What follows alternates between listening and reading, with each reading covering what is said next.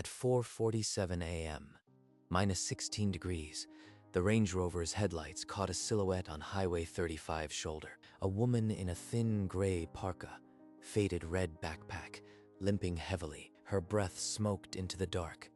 Her face was raw from cold and something harder. Dean's foot was already back on the gas. But something made him ease off, pull over. Ma'am, it's dangerous out here. Let me give you a ride. I said I don't need a ride. Please just go. Those eyes, he knew them. From somewhere he couldn't reach, like a name stuck in his throat. She turned and kept walking, her pace unbroken. The Range Rover idled and didn't move. He watched her shrink into the snow, a red backpack fading like a distress signal no one else saw. The heater hummed. The engine idled, and Dean Marshall knew he couldn't drive away without learning who she was. October. Black ice on I-35. Carolyn Hayes' silver Honda slid sideways and didn't stop until the guardrail folded the front axle. She climbed out, unhurt. Her only way to work was now a heap of twisted metal and a puddle of antifreeze. The mechanic's estimate came back, $2,800. She stared at it. She had $900 in her savings account. That's rent. That's food. Tyler's school supplies. I can't, not without losing everything. That night, she sat on the couch long after Tyler fell asleep, a calculator glowing on her phone. The bus didn't run early enough for a 5 a.m. shift. No bus. No money for a cab. 9 miles. I'll just leave before it's light. At 3 a.m., she kissed Tyler's forehead, pulled on her parka, and stepped into the October cold. 9 miles to go. She told herself it was temporary, just until she saved enough for a used car. She didn't tell anyone. If I can just keep this job, Tyler stays in school. I have to. The first mile was the hardest, and she had 8 more to go. No one was coming. She just had to keep moving. By the third week, the soles of her boots split wide, the frozen pavement chewing through the rubber like sandpaper. Duct tape again. 4th time this week. Just holds together until payday. She left before the streetlights switched off, the cold seeping through the tape. Her breath, the only company for miles. At the warehouse entrance, the time clock read 4:55 a.m. She swiped her badge, pressed her frozen fingers together, and walked in like nothing had happened. Her legs burned every shift. She stacked boxes through the ache, never mentioning the 9 miles already walked. Hey, buddy. The bus was packed this morning. Sure is cold out. Did you see any snowplows, Mommy? I drew a snowflake for you. I'll be back by 5, Mrs. Garcia. Thank you for watching him. You be careful in this cold, Mija. The roads are icy. She doesn't know. No one can know. If they find out, they'll think I can't handle it. Late November. Lisa Park caught Carolyn limping near the conveyors, wincing with every step. Carolyn, your leg, what happened? You've been favoring it all morning. Just twisted it, chasing Tyler yesterday. You know how kids are. I'm fine. I drive right past your apartment on the way in. Let me give you a ride tomorrow morning. She means well. But if she picks me up, she'll ask questions. She'll see the duct tape. Thanks! But Tyler's bus is right around the corner. It's easier if I just walk him there. Okay, but if you ever need anything, seriously, anything, you tell me. Carolyn nodded without speaking. The offer hung in the air, a rope she couldn't grab. She went back to stacking boxes, the limp a little harder to hide, the lie a little heavier on her shoulders. I can't let them see. If I can't do this alone, what kind of mother am I? January arrived with a blizzard that buried the highway's shoulders under 3-foot drifts. Carolyn leaned into the wind, head down. The plastic bags she tied around her split boots did nothing. By mile 4, blood frozen to her socks. Just get to the next exit sign. Count steps. Don't think about the pain. She stumbled through her apartment door at 5:30, Collapsed on the couch, too spent to pull off her coat or boots, Tyler ran over, clutching a crayon masterpiece, a glittering snowflake on dark construction paper. For you, Mommy. Mrs. Garcia gave me the sparkly glue. Do you like it? It's the most beautiful snowflake I've ever seen, sweetheart. Later, while Tyler ate cereal, she scrolled through listings on her cracked phone. A 2003 sedan, 1,900. She had 340 saved. Even a car that's almost as old as me costs more than I'll save in 3 months. How much longer can I keep this up? Outside, the wind piled another 6 inches of snow against her door. Tomorrow would be the same 9 miles, and the next day, and the next, 30 miles from Carolyn's frozen walk. Dean Marshall sat alone in his office at 10 p.m., staring at a date on his phone. January 9th, 6 years to the day since Naomi died, an overdose he didn't see coming. Still couldn't forgive himself for missing. She called me the night before. I was in a meeting. I told her I'd call back. I never did. He'd kept her 2012 Mustang restored in his garage. A perfect machine he'd never once driven, like a monument to all he failed to fix. Under the gray tarp, the navy paint gleamed, brakes rebuilt, engine tuned. It sat like a closed casket he couldn't open. Every time I look at it, I hear her laugh. Then I remember she's gone because I wasn't there. He needed a distraction, something to yank him out of his own head before the anniversary swallowed him whole. The warehouse. He'd acquired Midwest Logistics 6 weeks ago and hadn't set foot inside. A surprise inspection. No warning. He'd leave at 4 a.m., drive himself, see how his new company really ran before the managers had time to tidy the mess. He didn't know it yet, but that 4 a.m. drive would lead him straight back to a face he'd already seen and couldn't shake. At 4 a.m., Dean's Range Rover pushed through blowing snow, the temperature a brutal -12. Naomi's face lingered behind his eyes. A red backpack on the shoulder. The same woman. She's still out here. He passed her, then yanked the wheel into a U-turn, snow spraying from his tires. 20 yards ahead, he pulled over and stepped out, breath smoking, pulse hammering. She halted, her body going rigid, fingers white on the backpack straps. I saw you weeks ago. You can't keep doing this. I told you before. No, I don't accept rides from strangers. It's nearly 40 below with wind chill. You are limping badly. Just get in. Her eyes. Somewhere in his chest, a door cracked open, but he still couldn't see what was behind it. She didn't move. They stood, 2 strangers on a freezing highway, tethered by a thread neither had yet named. I am the CEO of Midwest Logistics. That warehouse you are headed to, it's mine. Let me help you. She flinched at the word CEO. Her fingers dug deeper into the straps, but her feet stayed planted. Wait, I've seen you before. Years ago. Your name is Carolyn Hayes, isn't it? How did he know her name?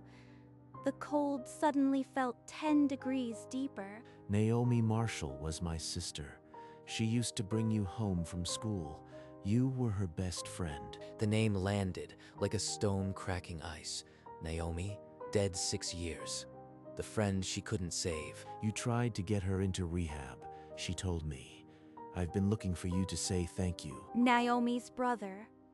All these years, and he's standing here in the snow, thanking her. Please get in the car. Not just for the cold. We need to talk about her. I can't get in. Not yet. But I'll meet you at the warehouse after my shift. She walked the last 2 miles in a trance, Naomi's laugh looping in her mind. The wind no longer her only companion. At the warehouse, Dean waited by the break room door, watching workers stream out until Carolyn appeared, coats still frosted. You walked the whole way, didn't you? All 9 miles. Every single shift. Since October. 3 months. I never told anyone. I thought if I accepted a single ride, I'd admit I couldn't do it. Naomi would have called me stubborn. She called me that 100 times. She told me about you, how you dragged her to a meeting, sat with her all night. You didn't fail her. You were the only one who stayed. But she died anyway. I should have done more. I should have called you. Number. You gave her the only clean months she had left, and you've been carrying everyone alone since. Let someone carry you now. She nodded, couldn't speak. The wall she'd built had a crack now, and hot air rushed through it. I have something for you. Not money, it's hers. I've been holding it for 6 years. Will you let me show you? Her voice shook. Yes, show me. I am ready to stop carrying it alone. She slid into the leather seat, the door closing with a solid thud that sealed out the wind. Dean drove in silence, the tires crunching through the frozen ruts of the warehouse lot toward the highway. How long have you been walking? Tell me the truth. October. After the ice storm. 3 months. Every weekday. I leave at 3 a.m. 3 months, 9 miles each way. While he grieved in an office, she'd been out here, invisible. His knuckles went white on the steering wheel. The math didn't fit inside his chest. I didn't want anyone to think I couldn't manage. Tyler needs a mother who can hold it together. You've been holding it together with duct tape and silence. That's not management. That's a crisis. She didn't argue. The car passed under a lonely streetlight, its glow swallowing the road ahead like a question mark. The Range Rover pulled into the Midwest Logistics lot just as the first shift lights flickered on. Carolyn opened her door before he could put it in park. She crossed the salted pavement without looking back, the red backpack swallowing her silhouette, a worker among workers. She's been vanishing like this for years. In a crowded room, invisible. Dean found the supervisor's office. Kurt Benson looked up from a clipboard, surprised to see the new CEO at his door. How many employees here don't have reliable cars? I want the truth. More than you'd think. Some walk miles. Others quit when the weather turns. We don't keep a list. The answer landed heavier than Dean expected. Not one woman, a whole hidden army of quiet desperation. Meanwhile, Carolyn stacked boxes at her station, muscles screaming, the familiar ache a strange comfort now that someone knew. When her shift ended, she trudged out to find Dean leaning against the Range Rover, steam curling from a coffee cup he held out to her. I want to show you something. It's a 20-minute drive. No strings, just something Naomi wanted you to have. 20 minutes later, the Range Rover slowed into a snowy cul-de-sac, stopping before a large craftsman house, its roof heavy with snow. This isn't my apartment. Where are we? My home. Come to the garage. He led her to a side door, punched a code, and the garage door lifted, revealing a single tarp-covered shape under a bare bulb. That tarp, like a body waiting to be identified. He pulled the fabric off. The Navy Mustang underneath was flawless, muffler gleaming, windshield clear. Naomi's car, she used to pick me up in this. It still smells like her vanilla air freshener. Dean opened his palm. A silver key rested there, a tiny star charm swaying from the ring. It's yours now. I've been holding it for you, no conditions. Just take it. Her hand reached, then stopped. The key meant letting go of walking alone, and that was harder than any 9 miles. I can't take it. That car was hers. It belongs here. She would want you in it, not it rusting under a tarp. I restored it, but I couldn't drive it. One condition, not on the car, on you. You have to finally accept that you were never alone. Never alone. Every frozen mile, someone had been waiting to help. Lisa, Kurt, your neighbor, they've all tried. You are so busy carrying them. You don't see them carrying you. Maybe strength wasn't doing it alone. Maybe it was letting people hold you upright. Take the key and let us in. Her fingers closed around it. The star charm felt like a promise. Okay, for Naomi, for Tyler, for me. In the dim garage, the Mustang's headlights blinked twice, as if waking, and the engine stirred for the first time in years. She reversed onto the snowy street, the garage growing small in the mirror. The star charm swung softly. This car smells like the back seat of high school. Vanilla, coffee, and prom night. Naomi's laugh used to fill it. The Mustang's engine purred, not with burden, but with purpose, as if the car finally understood why it had been restored. 10 minutes later, she turned into her apartment complex. Tyler's silhouette filled the frosty window before she could kill the engine. Mommy, is that yours? She ran out, scooped him up, buried her face in his jacket. He felt her wet cheek and asked why she was crying. Because I am so happy, baby. This car, it's ours forever. He pressed his mittens against the cold window, tracing its curves. 2 sets of footprints now in the snow, leading home inside. She hung the star key on a hook by the door, right next to Tyler's snowflake drawing. That night, she didn't set an alarm. For the first time in 91 days, she would drive to work. That night, she dialed Dean's number from the scrap of paper he'd given her, the star key warm in her palm. I just wanted you to know. I've never felt this kind of peace. Thank you. On the other end, Dean sat in his dark office, the phone pressed to his ear. You gave my sister peace when no one else could. I want to make sure no one here ever has to walk 9 miles alone again. The next morning, he called an all-hands meeting in the warehouse break room. Dean stood before them, a whiteboard behind him marked simply, "No more walking alone." An employee of this company walked 9 miles each way in the snow for 3 months because she didn't have a car and didn't think she could ask for help. That ends today. No questions, no shame. If your car breaks, we'll loan you one.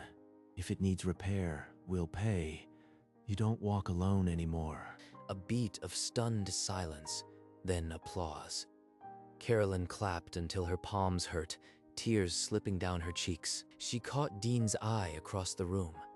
He didn't name her, but the look said everything. He kept his promise, and so did I. The next morning, the Mustang's heater blew warm before she reached the highway. No wind, no duct tape, just the road and a full thermos. This feels stolen, like I'm getting away with something. After her shift, she stopped at a coffee shop and bought 2 hot chocolates, the kind with whipped cream she used to tell Tyler they couldn't afford. At school pickup, Tyler wrapped his cold mittens around the cup, his eyes wide. The next morning in the break room, Lisa caught her before the shift. Carolyn, is that a Mustang I saw you pull up in? You are glowing like you won the lottery. A friend's brother gave it to me. It belonged to someone I loved. She'd want me to have it. Later, as Dean passed the break room, he saw the star keychain on her bag and paused, a quiet satisfaction settling in his chest. You walked all that way? The whole time? And now this? By Friday, the first loan application hung on the break room bulletin board, just above a flyer for the new program. The following Tuesday, Dean slipped into the break room during Carolyn's coffee break, a thin folder tucked under his arm. Dean, I didn't expect you. I came to tell you the program's working, and I wanted to see you. I should have found you years ago. After Naomi died, I looked, but I gave up too soon. You found me exactly when you were supposed to. Neither of us was ready before now. She reached into her bag and pulled out a folded paper, a drawing of a blue Mustang and a red heart. Tyler wanted you to have this. He calls it the thank you car. Dean's hands shook as he took it. His voice broke for the first time in years. I'll keep it. Thank you. Outside, snow began to fall again, but inside the break room, the cold had finally lifted. 2 days after Dean's visit, a young father signed papers for a loaner sedan, his hands still shaking from the cold. On the loading dock, an older woman wept as she opened the envelope for a repair grant. Even Kurt Benson, The supervisor sat hunched over an application after hours, his own car dead in his driveway. Carolyn saw him from the doorway. She knew the shame of needing help, the hard swallow before writing your name. By week's end, 10 applications hung on the bulletin board. Stories of miles walked in secret and cold mornings unseen. The warehouse felt different. Workers who once kept their heads down now glanced at each other, as if the struggle belonged to everyone. She saw herself in every application: the mother who walked, the father who borrowed a car, the old man with no heat. I wasn't the only one. I just thought I was. The program didn't just fix cars.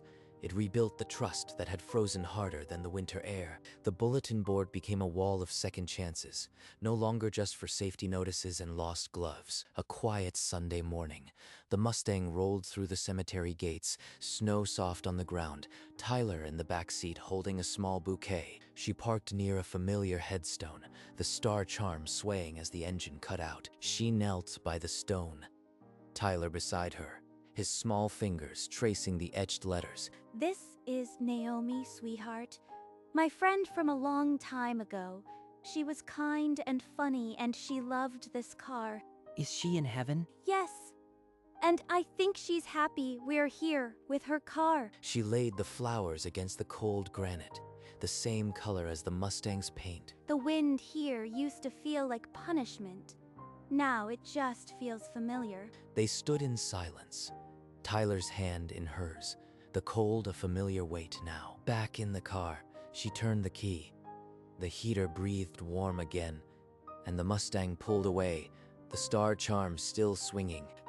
A year later, another blizzard swallowed Highway 35, but inside the Mustang, the heater pushed back against the cold. Tyler sang along to the radio, his voice a small, steady thing against the howling white. She passed the exact stretch of shoulder where Dean had pulled over, the guardrail still visible through the snow. That morning, the headlights behind me, I thought it was the worst day of my life. The scar of the memory was still there, but it didn't pull at her anymore. Remember when we didn't have a car, Mommy? And you walked so far in the snow? I remember. But now we have this car and we're warm. That's the better part. The storm began to crack. A pale sunrise broke across the far shoulder, and for the first time, this road felt like home. Some miles you walk alone, but that doesn't mean you are alone. She pressed the gas, and the Mustang carried them forward, the star charm still swinging. A week after the blizzard, Dean Marshall sat before a camera in his office, a framed photo of Naomi on his desk beside a thick stack of program applications. The company-wide video began with a number. 38 employees helped in 6 months. Then his face changed. He leaned forward. One employee walked 9 miles each way. 3 months. She never told anyone. Because she walked. No one else here ever will again. That's her legacy. I am proud of her. In their living room, Carolyn held the tablet, while Tyler pressed against her side, his hand on her knee. Mommy, that's you. He's talking about you. No, baby, that's all of us. She hugged him, and the tablet slid to the cushion. Later, a notification buzzed on her phone. Email from Dean. Subject: for her. The attached photo showed the Mustang, parked on the highway shoulder at sunrise, the very spot she'd walked. She saved it. The star charm swung on its hook, and somewhere outside the dawn kept rising. The Mustang moved into the sunrise, its navy paint flaring gold, snowfields stretching empty on either side. Carolyn's hands rested on the wheel, the star charm swaying gently with the road's rhythm. The license plate read GR8 Fool, dusted with snow, a quiet signature on the road. Dozens of employees now drove to work in warmth because one woman had refused to brake. Some miles you walk alone, but that doesn't mean you are alone. She pressed the gas. The Mustang answered, and the road stretched forward, no longer a punishment, but a promise. In that light, every frozen mile she'd walked became a story someone else would never have to live. The star charm swung one last time, as the Mustang crested a hill and disappeared into the sun. The highway lay clean and quiet. The tire tracks, already filling with fresh snow, fade to white.